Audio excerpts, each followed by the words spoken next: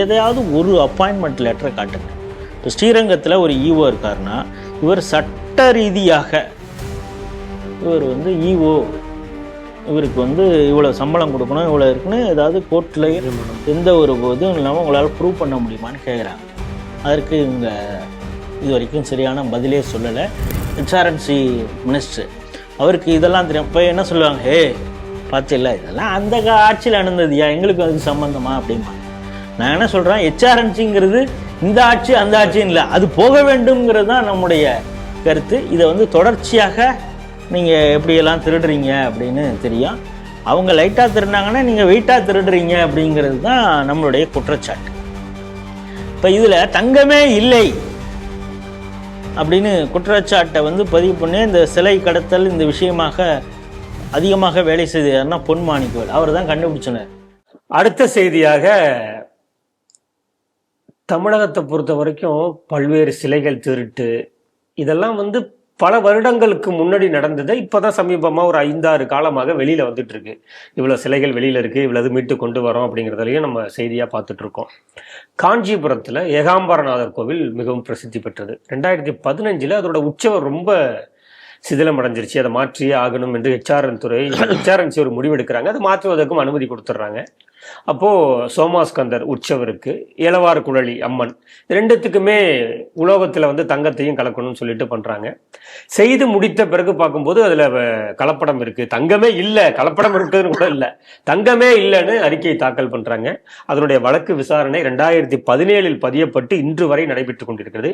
சமீபத்தில் தான் கோவிலில் கும்பாபிஷேகமே நடந்து முடிஞ்சிருச்சு. பக்தர்கள் கொந்தளிச்சிருக்காங்க. இப்போ மீண்டும் வழக்கு விசாரணைக்கு வந்திருக்கிறது. எல்லாரையும் ஆஜராக சொல்லியிருக்காங்க, உயர் அதிகாரிகளை எல்லாம். இந்த செய்தி எப்படி பார்க்குறீங்க? இப்பொழுதுதான் கும்பாபிஷேகம் நடந்தது.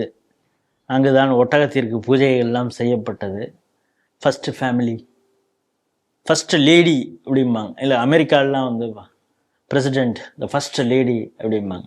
அதுமாதிரி தமிழகத்தை பொறுத்தவரை முதல் குடும்பம், முதல்வர் குடும்பத்தை சார்ந்த அவங்க போய் தேர் இழுத்தது, அந்த கும்பாபிஷேகம், அந்த இது ஒட்டகத்துக்கு பூஜை பண்ணது, அந்த விஷயங்கள்லாம் நம்ம அந்த ஃபோட்டோஸ்லாம் வந்தது ஒரு பக்கம்.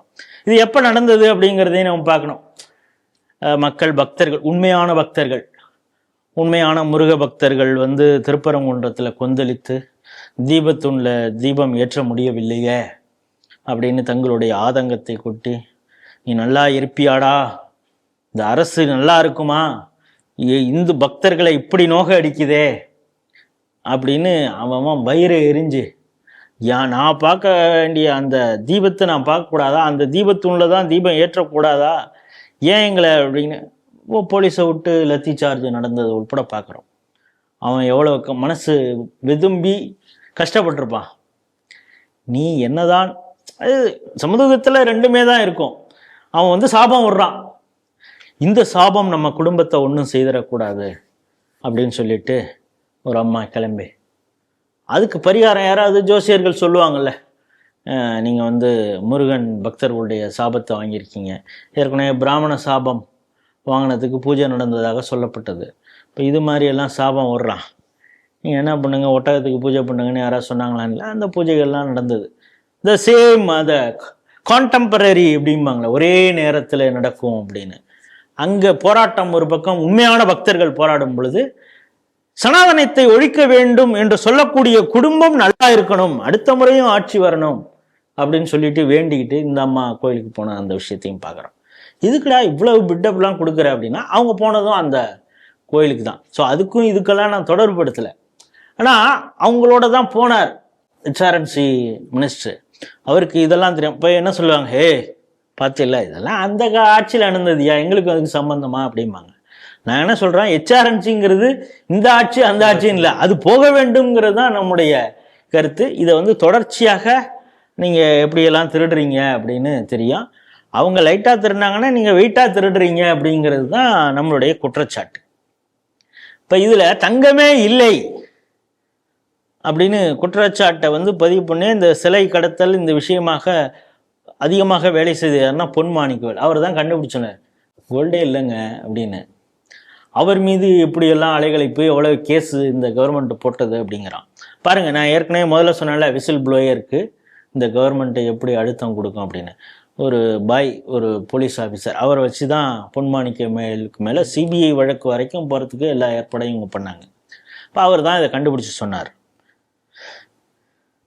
இப்பொழுது இவ்வளவு நாள் வழக்கு, இந்த வழக்கு வந்து ஒழுங்காக நடக்கலை அப்படின்னு சொல்லிட்டு இது திரும்ப ரீவிசிட் பண்ணுங்க அப்படின்னு சொல்லிட்டு தான் இப்போ திரும்ப அந்த சின்ன காஞ்சியா அந்த சிவகாஞ்சி போலீஸார் திரும்ப விசாரணை பண்ணி அறிக்கை பண்ணி பாருங்க இவங்களுக்கு எவ்வளவு இம்யூனிட்டி இருக்கு பாருங்க.